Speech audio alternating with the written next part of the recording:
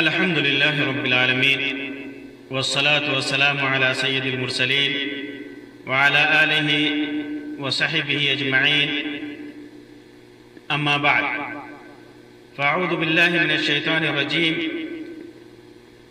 وآخرون اعترفوا بذنوبهم خلطوا عملا صالحا وآخر سيئة عسى الله أن يتوب عليهم إن الله غفور رحيم. خذ من أموالهم صدقة تطهرهم وتزكيهم بها وصل عليهم إن صلاتك سكن لهم واللہ سمیع علیم.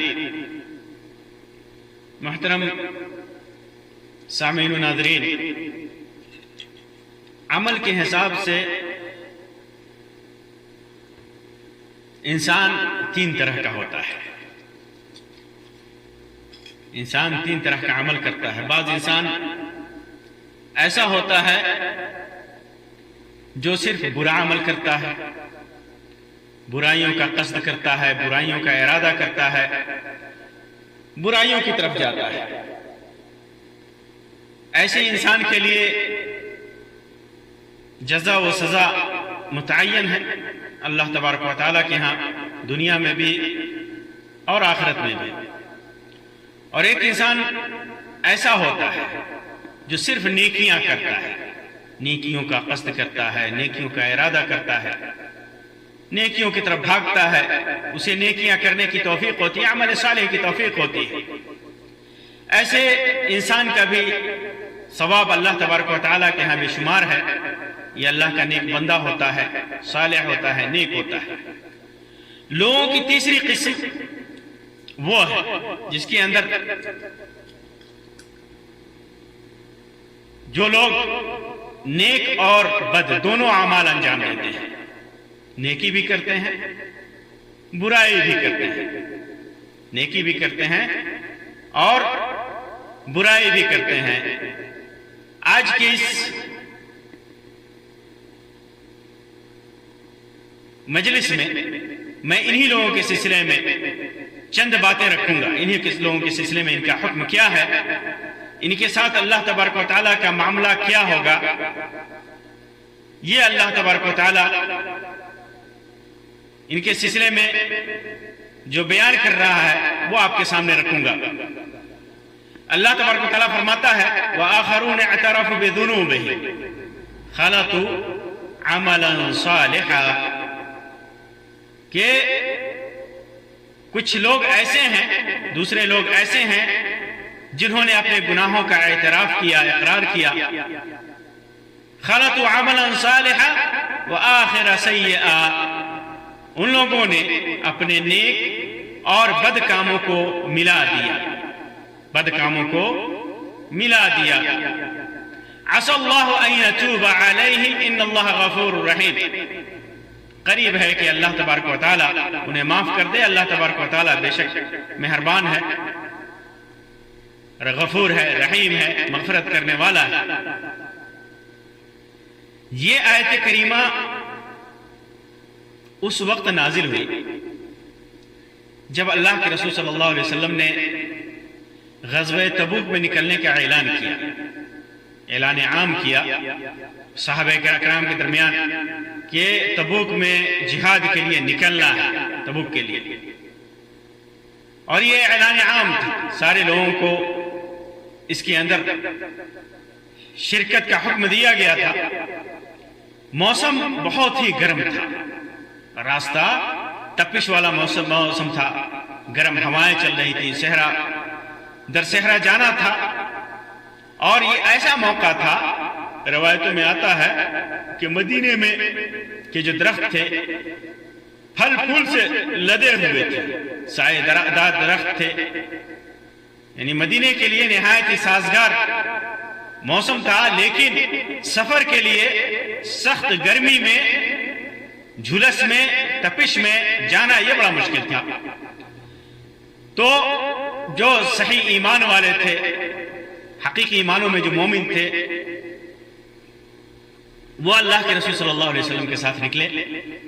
جہاد کیا اور آپ صلی اللہ علیہ وسلم کے ساتھ سالمن غانمن سلامتی کے ساتھ غنیمت کے ساتھ واپس ہوئے.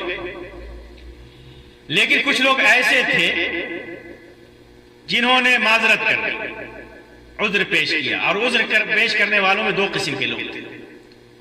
ایک جو خالص منافق تھے, ان کا ارادہ ہی یہ ہمیشہ ہوتا تھا کہ مسلمانوں کو تکلیف پہنچائے, نبی کو تکلیف پہنچائے. ظاہر طور پر وہ اسلام کا اقرار کرتے تھے لیکن باطن میں وہ کافر تھے, خالص منافق. ان کا عذر واضح تھا, ان کا حکم, ان کے سلسلے میں اللہ تبارک و تعالیٰ کا حکم واضح تھا. اور دوسرے وہ لوگ تھے جنہوں نے عذر تو پیش کر دیا لیکن نادم ہوئے, ان کے دل میں نفاق نہیں تھا, بس انہوں نے بعض وجوہات کی بنیاد پر عذر پیش کر دیا لیکن وہ لوگ منافق نہیں تھے. پھر اللہ کے رسول صلی اللہ علیہ وسلم جنگ سے غزوے سے واپس آئے تو ان لوگوں کو اپنے کرنی پر, جنگ میں شرکت نہ کرنے پر ندامت ہوئی.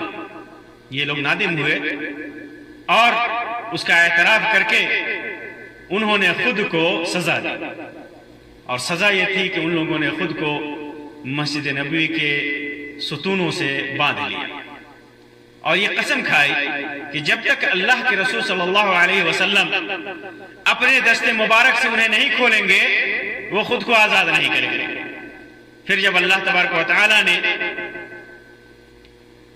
یہ آیت کریمہ نازل فرمائی وآخرون اعترفوا بذنوبهم خلطوا عملا صالحا وآخر سیئا, تو پھر اللہ کے رسول صلی اللہ علیہ وسلم ان کے پاس گئے اور انہیں اپنے دست مبارک سے آزاد کیا, دست مبارک سے آزاد کیا. یہ آیت کریمہ اور اس کے بعد والی آیت کریمہ جو نازل ہوئی یہ ان لوگوں کے سلسلے میں نازل ہوئی. لیکن مفسرین کہتے ہیں کہ اگرچہ یہ آیت کریمہ خاص لوگوں کے لیے نازل ہوئی لیکن اس کا حکم عام ہے. یہ تمام ان مسلمانوں کے لیے ہے جنہوں نے نیک عمل کیا اور نیک عمل کے ساتھ ساتھ برا عمل کیا لیکن انہوں نے اپنے گناہ کا اعتراف کیا, ان کو ندامت ہوئی. یہ سب کو شامل ہے, سب کو شامل ہے. اگر وہ ایسا کرتے ہیں تو پھر ان کے سلسلے میں اللہ کا حکم ہے عسى اللہ ان یتوب علیہم ان اللہ غفور رحیم. وہ اللہ کی مشیت کے تحت ہیں, اللہ کی مغفرت رحمت اللہ تبارک و تعالیٰ چاہے گا تو ان کے اوپر نازل فرمائے گا, انہیں معاف کرے گا, ان کے اوپر اپنی رحمت دکھائے گا. یہ اللہ کی مشیت میں ہے. واضح رہے کہ جو لوگ گناہ کرتے ہیں یہ تمام نیکی کرنے والے لوگوں کے لیے نہیں ہے, یہ ان لوگوں کے لیے ہے جنہوں نے ایسا گناہ نہیں کیا جو معافی کے قابل نہیں ہے. اور معافی کے قابل تین گناہ ہیں جو نہیں ہیں. اللہ تبارک و تعالیٰ کے ہاں تین گناہ ایسے ہیں جو معافی کے قابل نہیں ہیں. حقوق اللہ میں, حقوق العباد میں بندوں کا حق مارا, اس کا اپنا الگ حکم ہے. باقی حقوق العباد میں, حقوق اللہ میں پہلا وہ گناہ جو کفر کا ہے, کافر جس نے دین اسلام کا انکار کیا, ایمان کا انکار کیا, اللہ کا انکار کیا, اس کے رسولوں کا انکار کیا, فرشتوں کا انکار کیا, جنت کا انکار کیا, جہنم کا انکار کیا, قیامت کے دن کا انکار کیا, اچھی بری تقدیر کا انکار کیا, اللہ تبارک و تعالیٰ پر جو ایمان اور ایمان کے تقاضے ہیں سب کا انکار کیا, کفر کو اختیار کیا, رسول کی رسالت کا انکار کیا, تو پھر ایسے آدمی کو اللہ تبارک و تعالیٰ نہیں بخشے گا. وہ ہمیشہ جہنم میں ہوگا, خالد مخلد فی النار ہوگا. دوسرا گناہ جسے اللہ تبارک و تعالیٰ معاف نہیں کرے گا, اس گناہ کا ارتکاب چاہے وہ ارتکاب کرنے والا چاہے وہ مومن ہو یا کافر ہو, دونوں کو اللہ تبارک و تعالیٰ معاف نہیں کرے گا۔ کافر یعنی وہ شرک، وہ گناہ شرک کا ہے، کافر ہے تو وہ تو مشرک ہی ہوتا ہے، کافر وہ مشرک ہی ہوتا ہے۔ لیکن بعض لوگ ایمان کا دعویٰ کر کے، اسلام کا اقرار کر کے، اسلام کو قبول کر کے شرک میں مبتلا ہوتے ہیں، اللہ کے ساتھ غیر اللہ کو پکارتے ہیں، اللہ کے ساتھ غیر اللہ کا سجدہ کرتے ہیں، اللہ کے ساتھ غیر اللہ کے سامنے جھکتے ہیں، اللہ کے ساتھ غیر اللہ کی نظر چڑھاتے ہیں، اللہ کے علاوہ غیر کو غوث مانتے ہیں، فریاد رس مانتے ہیں، پکارنے اللہ کی جو صفات ہیں، اللہ تبارک و تعالیٰ کی جو خصوصیات ہیں وہ غیر اللہ کو دیتے ہیں، اللہ سے جو ڈر ہونا چاہیے وہ غیر اللہ سے اپناتے ہیں، اللہ سے جو رجا اور امید ہونی چاہیے وہ غیر اللہ سے رکھتے ہیں۔ تو اللہ تبارک و تعالیٰ کے ساتھ شرک کرنے والے کو اللہ تبارک و تعالیٰ معاف نہیں کرے گا، چاہے وہ جتنا نیک عمل کر لیں، جتنا صالح عمل کر لیں، دنیا میں جتنا نیک بن جائیں، لیکن اگر ان کے اندر شرک ہے تو شرک کو اللہ تبارک و تعالیٰ کبھی نہیں بخشتا۔ اس وجہ سے اس مشرک کو اللہ تبارک و تعالیٰ کبھی نہیں بخشے گا، اس کی بخشش نہیں ہے، اس کی مغفرت نہیں ہے، اس کے لیے اللہ کی رحمت نہیں ہے، جیسا کہ اللہ تبارک و تعالیٰ نے فرمایا ان اللہ لا یغفر ان یشرک بہ، اللہ تبارک و تعالیٰ کے ساتھ شرک کیا جائے اسے اللہ تبارک و تعالیٰ نہیں بخشے گا۔ تو مشرک کا عمل اللہ تبارک و تعالیٰ چاہے وہ جتنا نیک عمل کرے، مشرک جتنا نیک ہو، اگر شرک اس کے ساتھ ہے، جب تک وہ توبہ نہیں کرتا ہے دنیا میں، اللہ تبارک و تعالیٰ کے ہاں اس کی بخشش نہیں ہے۔ اور تیسرا، وہ انسان چاہے وہ جتنا نیک عمل کرے لیکن وہ برائی اس کے اندر ہے تو اللہ تبارک و تعالیٰ نہیں بخشے گا، اور وہ ہے منافق۔ منافق کے ساتھ اگر نفاق ہے، نفاق خالص ہے، خالص منافق ہے وہ، تو اللہ تبارک و تعالیٰ کے ہاں اس کی بخشش نہیں ہے جب تک وہ دنیا میں مرنے سے پہلے اپنے نفاق سے توبہ نہ کر لے۔ منافق کی حالت قیامت کے دن یہ ہوگی کہ وہ ہمیشہ جہنم میں ہوگا۔ منافق کے سلسلے میں اللہ تبارک و تعالیٰ نے فرمایا فی الدرک الاسفل من النار، یہ منافقین جہنم کے سب سے نچلے طبقے میں ہوں گے، گھٹیا طبقے میں ہوں گے۔ منافقین کی حالت اللہ تبارک و تعالیٰ نے سورہ توبہ کے اس آیت سے پہلے والی آیات میں پوری تفصیل کے ساتھ بیان کیا ہے کہ کس طرح یہ اللہ اور اس کے رسول کو دھوکہ دینے کی کوشش کرتے ہیں، اور ان کا عمل اللہ تبارک و تعالیٰ کے ہاں کوئی بھی نیک عمل مقبول نہیں ہے۔ تو یہ تین طرح کے گناہ یا تین طرح کے لوگ جو ان گناہوں کا ارتکاب کرتے ہیں، ان کی بخشش نہیں ہے، ان کے نیک اعمال قبول نہیں کیے جائیں گے اللہ تبارک و تعالیٰ کے ہاں۔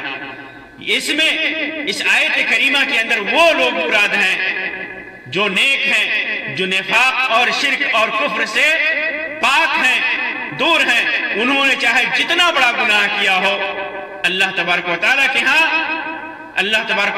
ہاں ان کی بخشش ہے۔ اگر اللہ تعالیٰ چاہے اپنی رحمت کرے انہیں بخش سکتا ہے، ان کے گناہوں کو معاف کر سکتا ہے۔ عسى ان يتوب علیہ، عسى اللہ ان يتوب علیہ، اللہ انہیں بخش سکتا ہے کیونکہ اللہ غفور الرحیم ہے۔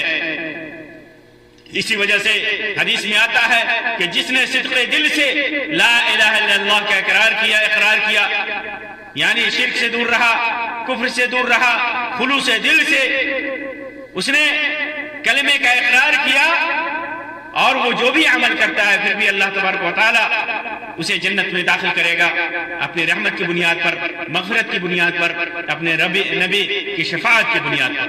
تو یہ ان کا ذکر ہے جو شرک، کفر اور نفاق سے دور ہے۔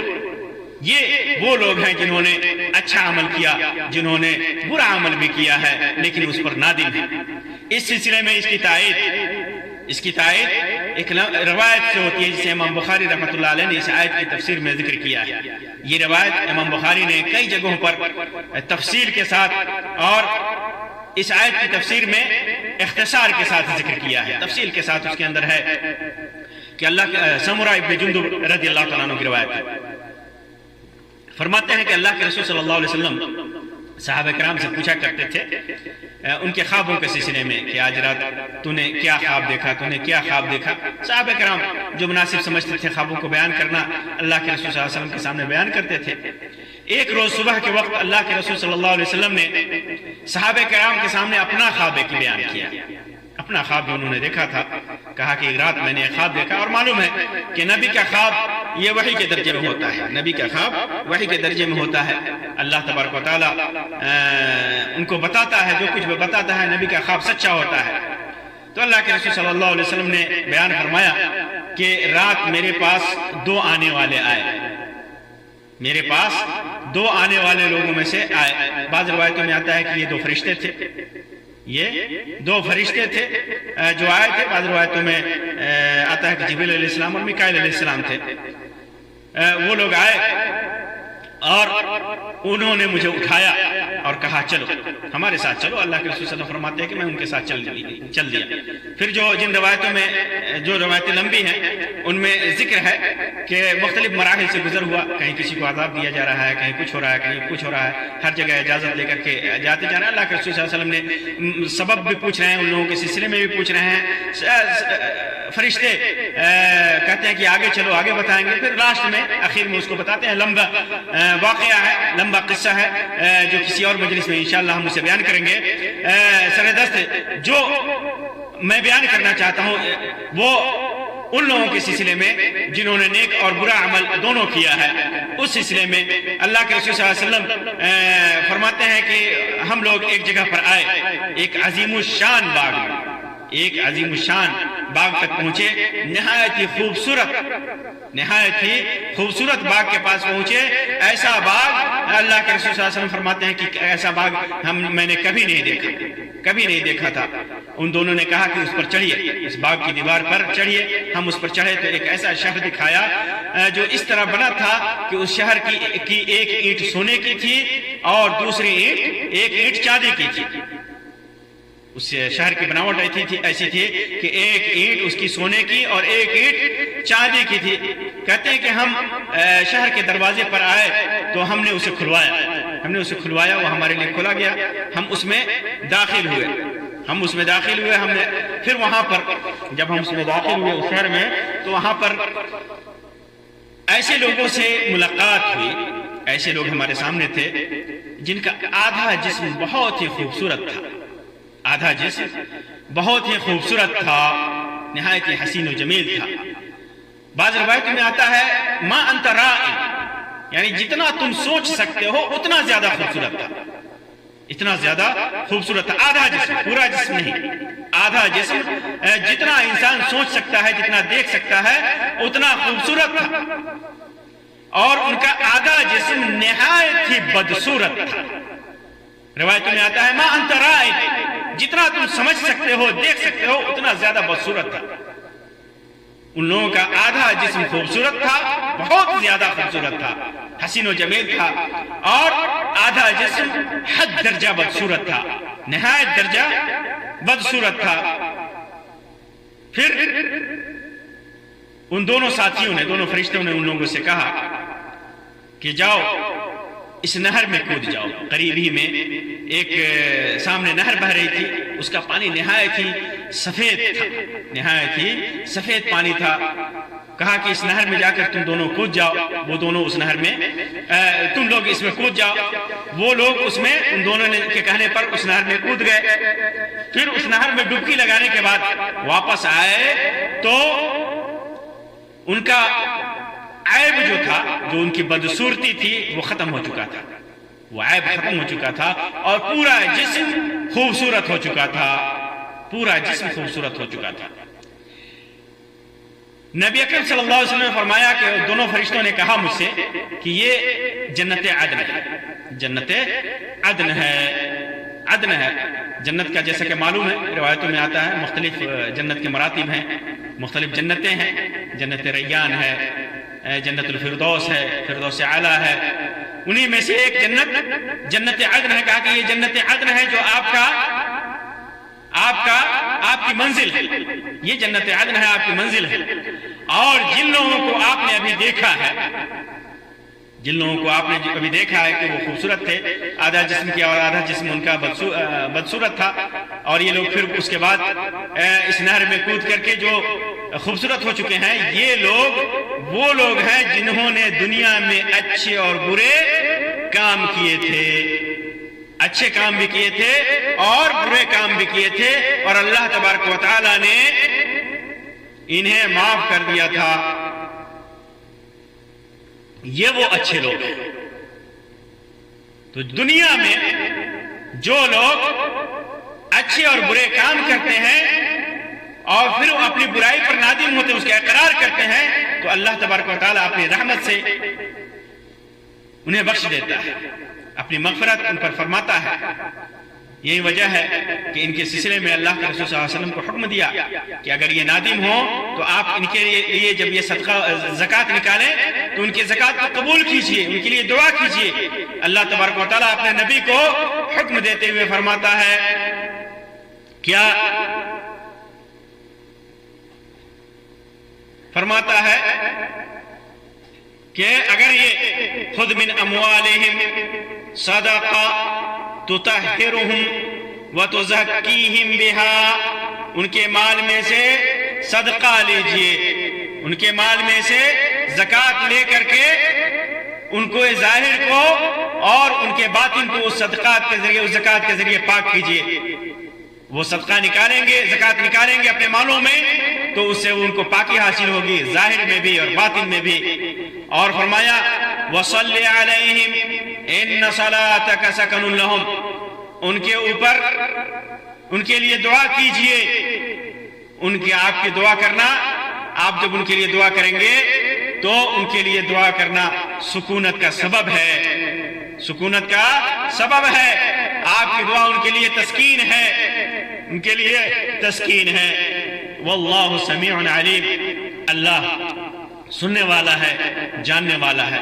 یہ آیت کریمہ پہلی آیت کریمہ سے متعلق ہے، خاص ان لوگوں کے سلسلے میں نازل ہوئی ہے، لیکن جس طرح وہ اس آیت کا حکم عام ہے، یہ آیت بھی عام ہے ان تمام لوگوں کے لیے جو برا عمل کرتے ہیں نیک اعمال کے ساتھ ساتھ، تو پھر وہ اعتراف کرتے ہیں، اقرار کرتے ہیں، توبہ کرتے ہیں، تو اللہ تبارک و تعالیٰ ان کی توبہ کو قبول کرتا ہے، ان کے اعتراف کو قبول کرتا ہے اور ان کے اوپر اپنی رحمت فرماتا ہے اور دعائیں قبول کرتا ہے، ان کے زکوٰۃ کو قبول کرتا ہے۔ تو یہ وہ لوگ ہیں جنہوں نے نیک عمل کے ساتھ ساتھ برا عمل بھی کیا ہے۔ اللہ تبارک و تعالیٰ سے دعا ہے کہ اللہ تبارک و تعالیٰ ہمیں برے اعمال سے بچائے، نیک اعمال کرنے کی توفیق عطا فرمائے۔ اللہ تبارک و تعالیٰ ہمیں اپنی رحمت اور مغفرت میں رکھے، اپنی رحمت اور مغفرت کا سایہ ہمارے اوپر فرمائے۔ آمین یا رب العالمین۔ وآخر دعوانا ان الحمد للہ رب العالمین، وصلی اللہ علی خیر خلقہ وسلم، والسلام علیکم ورحمۃ اللہ وبرکاتہ۔